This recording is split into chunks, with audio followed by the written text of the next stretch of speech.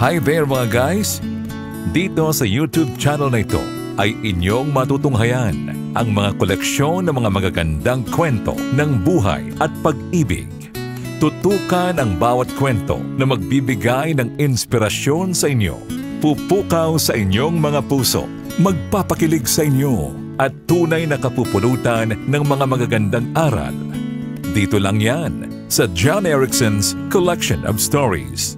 Huwag ninyong kalilimutan na mag-like sa mga videos na inyong mapapanood at mag-subscribe sa ating YouTube channel at pakiclick na rin ang ating notification bell. Maraming salamat po!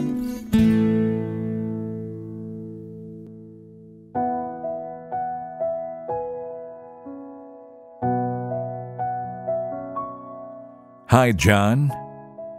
Isang mapagpalang araw sa inyo at sa mga tagapakinig ng inyong channel. I just want to share my love story. I know na medyo kakaiba ang aking story dahil hindi laging ganito ang mga nadidinig ko sa inyong mga love stories. Pero kung ano man ang magiging komento ng mga makakarinig ng aking kwento, ay malugod ko itong tatanggapin. Posible na marami din ang mapapataas ang kilay o magre-react sa aking kwento. Pero nais ko pa rin itong ibahagi sa inyo dahil kapupulutan ito ng aral. Itago na lang ninyo ko sa pangalang Rona, taga Morong, Bataan. I will start my story when I was in second year high school, kung saan ay nakaranas na ako na magkaroon ng boyfriend. Boyfriend na masasabi ko na parang hindi. Dahil hindi ko naman talaga siya sinagot ng time na yon. At hindi ko rin masabi kung niligawan niya ako. Ang pinsan ko kasi ang naging dahilan kung bakit naging kami. Siya, si Bert. Mas bata siya ng 1 taon sa akin. Kapag nagkikita kami sa school, ay hindi kami nagpapansinan. Siguro ay dahil hindi pa talaga namin alam ang pakikipagrelasyon. I was only 14 that time. Nagpupunta siya sa boarding house namin at tamang nagkukwentuhan lang. Tinuturuan pa nga ako ng pinsan ko kung paano at ano ang ginagawa ng mga mag-boyfriend. Pero takot pa ako ng mga time na yon. Hanggang sa umabot kami ng 5 buwan at nagkahiwalay din. Nang mga time na yon ay wala pa akong cellphone dahil isa ang pamilya namin sa nakakaranas ng kahirapan sa buhay. Pero nang magkaroon ako ng cellphone, ay doon na ako nagsimulang ma-addict sa pakikipag-textmate. Marami akong sinagot through text ng mga nanliligaw sa akin at tumatawag. May matanda na at tomboy pa. Pero hindi man lang ako natakot dahil alam ko na malalayo sila. At alam ko rin naman na pare-pareho lang kaming naglolokohan. Noong nasa 3rd year high school na ako, ay nakilala ko naman ang pinsan ni Bert, si Ober. Nagpakilala siya na pinsan ni Bert. Kabatch ko siya dyan. Minsan ay nakisabay siya sa akin sa pag-uwi. At nabanggit niya na gusto raw niya akong ligawan. May pagkasilahi si Ober dyan. Maputi. At higit sa lahat, ay masipag siya sa pag-aaral. Hanggang sa naging kami ni Ober. At madalas na kaming sabay sa pag-uwi. Hanggang doon lang ang aming relationship. At sa tuwing may project kami, ay magkatuwang kami sa paggawa. Hanggang sa umabot na kami ng 8 months. Pagkatapos ay nakipaghiwalay na ako dahil nawalan na ng sparks ang aming relasyon. One time, dumalaw sa boarding house namin ang boyfriend ng ate ko kasama ang kanyang kapatid na lalaki. Hindi ko alam na may plano pala itong kanyang kapatid dahil isang araw ay may nag-text sa akin na hindi naman nakaregister sa aking cellphone. Siya pala ang kapatid ng boyfriend ni ate, si Chad. Doon na nagsimula ang conversation namin hanggang sa manligaw siya sa akin. And to make the long story short, sinagot ko siya kahit alam kong kapatid siya ng boyfriend ni ate. Itinago namin ang aming relasyon at palihim din ang aming pagkikita. One day, ay isinama ako ni ate nang pumunta siya sa bahay ng kanyang boyfriend at doon kami nagpalipas ng gabi. Naroon si Chad at palihim lang kaming magka-text habang patingin-tingin kami sa isa't isa. Ganoon lang ang relasyon namin ni Chad sa simula. Pero nang tumagal na, ay napamahal na ako ng sobra sa kanya. Dumating ang time na nagkaroon ng problema si ate at ang kanyang boyfriend at nauwi ito sa hiwalayan. Hindi iyon matanggap ng kanyang boyfriend kaya halos mabaliw ito. Samantalang si Chad naman ay unti-unti nang nagbabago sa akin at may nababalitaan pa ako na may ibang babae na raw ito. Matapos na may mangyari sa amin ay naging gano'n na siya. Yes, John. May nangyari na nga sa amin at sa kanya ko pa lamang naibigay ang aking pagkababae. Kaya naisip ko tuloy na baka ipinaghiganti lang niya ang nangyari sa kanyang kapatid. Napakasakit, John, dahil lubos na akong nagtiwala sa kanya. Pero magkagayunman ay sinikap ko pa rin na labanan ito. Hindi ko pa rin pinabayaan ang aking pag-aaral. Pagkatapos ng relasyon namin ni Chad, ay nagkita muli kami ng aking pinsan at nagkakwentuhan kami tungkol sa aming love life. I told her na wala na akong boyfriend. Pagkaraan ng ilang araw, ay nakatanggap ako ng isang text message mula sa hindi kilalang number. Nagpakilala ito at sinabi niya na siya daw si Dexter at nakuha daw nito ang aking number mula sa aking pinsan. He said na naghahanap daw siya ng isang matinong babae at ako daw ang ibinigay sa kanya ng aking pinsan. Naging magka-text kami at nanligaw siya sa akin. Medyo alanganin pa siya noon dahil bata pa daw ako. 15 pa lang ako noon at siya naman ay 19. Hindi ko siya sinagot ng mga panahong yon at nawala ng ilang buwan ang aming communication. One day ay naisipan ko siyang i-text. Alam ko na lagi siyang nagpapalit ng SIM card kaya inaasahan ko na hindi niya rin ito masasagot. Pero hindi ko inaasahan na magre-reply siya dyan. Pagkatapos noon ay doon na muling nagsimula ang lahat. At muli ay niligawan niya ako. At sa pagkakataong yon, ay doon ko na siya sinagot. Nang makagraduate na ako ng high school, ay pansamantala akong tumigil sa pag-aaral at nagtrabaho na lang muna. 16 years old ako noon at napalayo ako sa aking pamilya para magtrabaho at makapag-ipon ng pang-enroll for the next school year. Yon ang first time na mapalayo ako sa aking pamilya without communication dahil wala akong dalang cellphone ng mga panahong yon. Maging si Dexter ay hindi ko rin makontak. At dahil sa sobrang lungkot, ay napilitan ako na tapusin lang ang isang buwan at umuwi na ako. Naunawaan naman ni Mama yon dahil kung siya lang daw ang masusunod, ay ayaw din niya na magtrabaho ako dahil bata pa ako noon.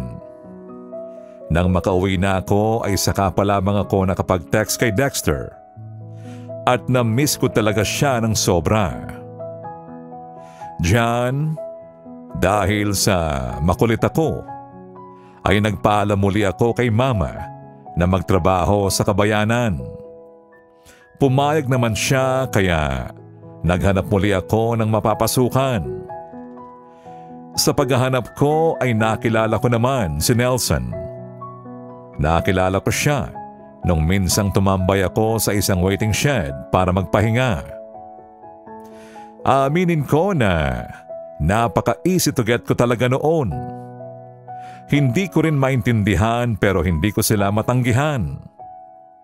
Magka-text kami ni Nelson habang boyfriend ko naman si Dexter. At nang magsimula na akong magtrabaho, ay doon na nagsimula ang aking kalokohan. Marami na akong mga naging textmate nang hindi nalalaman ni Dexter. May mga pagkakataon pa nga na bumibili pa ako ng ibang SIM card para lamang hindi niya malaman na ako ay nakikipagrelasyon sa ibang mga lalaki.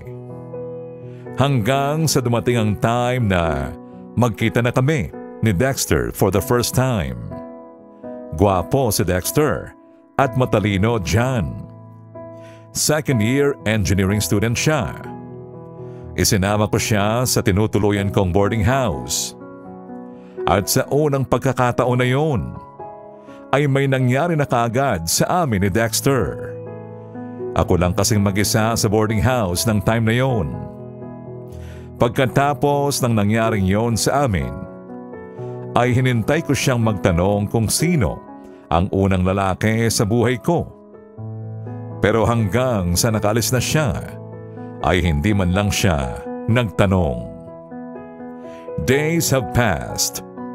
Naging madalas na ang pagbisita sa akin ni Dexter. Pero tulad pa rin ng dati kong ginagawa, ay patuloy pa rin ako sa pakikipag-textmate kahit na committed na ako kay Dexter. Hindi lamang yon kundi nakikipagkita pa ako sa kanila. Ewan ko ba dyan, pero nang mabalitaan ko kasi na may mga ka-chat si Dexter sa Facebook, ay doon na ako nagsimulang magrebelde. Alam ko sa sarili ko na siya lang ang mahal ko, mahal na mahal. Pero hindi ko maintindihan kung bakit nangyayari sa akin ang ganito.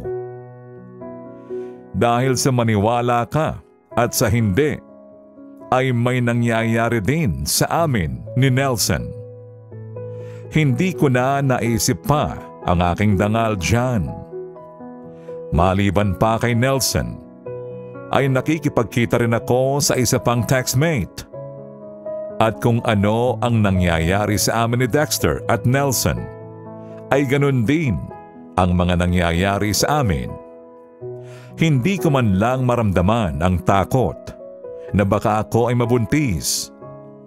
Basta't patuloy lamang ako sa ganoong estilo ng pakikipagrelasyon. One time, ay doon natulog si Dexter sa aming boarding house. Kinabukasan sa hindi inaasahang pangyayari, ay naabutan siya ng aking ina. Nag-worry ng husto si Dexter dahil akala niya ay ipapakasal na kami, pero hindi naman ganoon ang nangyari. Natuwa pa rin ako dahil kahit papaano ay naging legal ang relasyon namin sa aking pamilya at alam kong matatakot na siya na lokohin ako. Lumipas pa ang mga buwan at magpapasukan na. Nakapag-ipon ako ng pera para sa aking pag-aaral. Inaamin ko na hanggang ngayon ay ganoon pa rin ako at walang nagbago. Pero walang sino man ang nakakaalam ng tunay kong pagkatao sa mga ginagawa ko, kundi ang Diyos lamang na nakakakita sa lahat ng aking mga ginagawa. Diyan, nang makapag-enroll na ako at nagsimula na ang klase, ay nakilala ko naman si Jenny. Classmate ko siya at naging magkaibigan kami. Naikwento niya sa akin na isa rin palang engineering student ng kanyang ex-boyfriend. Nakilala rin niya ang boyfriend kong si Dexter. Naging boardmates kami ni Jenny. At kapag wala akong load, ay sa kanya ako nakikisuyo para mai-text ko si Dexter. Siya lang naman ang tinetext ko kapag nakikisuyo ako sa kanya. Diyan, magdadalawang taon na sana kami ni Dexter noon nang may isang bagay ako na natuklasan. Bakasyon noon at tanging si Jenny lamang ang naiwan sa boarding house dahil umuwi ako sa amin. Pagbalik ko ng boarding house, ay umuwi na rin pala si Jenny sa kanila at nabalitaan ko sa katabi namin na doon daw natulog si Dexter kasama si Jenny. Tinanong pa nga nila ako kung magkamag-anak daw ba sila. Nagulat ako sa nalaman ko diyan. Pagkatapos ay kinumpronta ko si Jenny at Dexter. Tinext ko silang pareho at wala ni isa man sa kanila ang nag-reply. Hanggang sa umamin si Dexter na totoo nga ang nabalitaan ko. Matagal na pala silang magka-text nang hindi ko nalalaman. Umiyak ako ng umiyak sa tindi ng sama ng loob ko diyan. Ang totoo ay binabantayan na pala ni Jenny ang mga kilos ko at isinusumbong kay Dexter. Sobrang sakit diyan, lalo na kung alam mong ikaw ang nagkulang at nagkamali. Umiyak ako nang sabihin ko yon sa aking ina. Maging siya ay napaiyak na rin dahil alam niya kung gaano ko kamahal si Dexter. Isang linggo lang ang lumipas at iniwasan ko na si Jenny. Kahit pagtawanan pa niya ako ay okay lang at tatanggapin ko kahit na sobrang sakit dahil nasa akin naman talaga ang pagkakamali. Siguro ay karma ito sa akin sa mga ginagawa ko kay Dexter. Diyan, sa kabila ng nangyari, ay nagpatuloy naman ang relasyon namin ni Nelson hanggang sa ipinakilala ko na rin siya sa aking pamilya. Seloso si Nelson at may mga bisyo kaya nakakasakal na rin siya kung minsan. Hindi ko siya maintindihan pero hindi ko rin siya maiwan-iwan. Pero dumating ang araw na napuno na talaga ako at hiniwalayan ko na siya. Lumuhod siya at nagmakaawa para balikan siya. Pero hindi ko pa rin siya binigyan ng pagkakataon dahil napakarami ng chances ang sinayang niya. Hindi pa rin siya tumigil sa pangungulit. Hanggang sa mag-second year college na ako at nakilala ko si John. Irregular student siya at nanligaw din sa akin. At dahil nga sa easy to get ako, ay sinagot ko kaagad siya. Pero wala akong nakitang spark sa kanya kaya pagkatapos ng isang buwan ay nag-break na kami. At doon ko naman nakilala ang kanyang pinsan, si Alan. 4th year student at graduating na ito. Wala akong kaalam-alam pero crush pala niya ako. Hiningi niya ang aking number sa kanyang pinsan na si John. Matagal kaming naging magka-text bago niya ako niligawan. At hindi rin nagtagal ay naging kami. Habang karelasyon ko siya, ay nakikipag-communicate pa rin ako kay Nelson at sa isa pang kaibigan ko na ngayon ay may asawa na. Mabait si Alan at walang kabisyo-bisyo. Katangian na hinahanap-hanap ko sa isang lalaki. Hindi siya seloso at stick to one. Naikwento niya sa akin ang naging love life nito noon. Naikwento ko rin ang tungkol sa akin. Pero sinabi ko na 3 lang ang naging boyfriend ko na kung tutuusin ay hindi ko na mabilang. Inamin ko rin sa kanya na hindi na buo ang aking pagkababae. Pero sa kabila noon ay tinanggap pa rin niya ako ng buong buo. Mabilis na lumipas ang mga araw at nakagraduate na si Alan. Nakapagtrabaho na siya at naging regular na. May mga pagkakataon na may nalalaman siya tungkol sa mga ginagawa kong panloloko sa kanya. Pero dahil sa laki ng tiwala niya sa akin, ay hindi niya ito pinapaniwalaan. Bagkus ay ako pa rin ang kanyang pinakikinggan.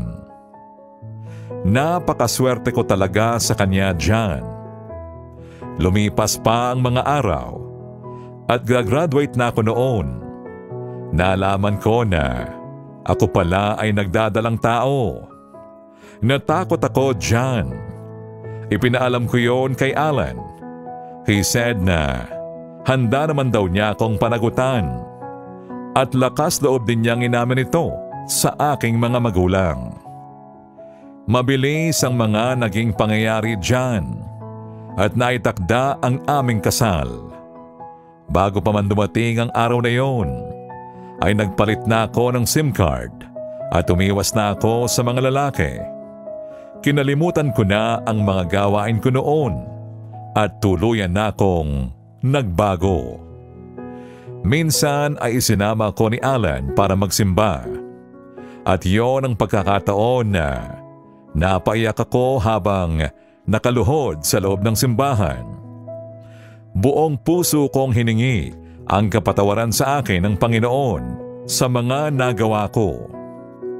Buong puso rin ang pagsisisi at pagpapasalamat ko mula nang makilala ko si Alan. Diyan, I can say na wala nang papantay pa sa kaligayahang naramdaman ko ng araw ng aming kasal. Bago pa man ang graduation, ay naikasal na kami ni Alan. Kahit ganun lang kasimple ang araw na yon, ay naging napakamahalagang araw yon sa akin. Nalungkot man ang aking mga magulang dahil sa maaga kong pagbubuntis at maaga rin akong nakapag-asawa.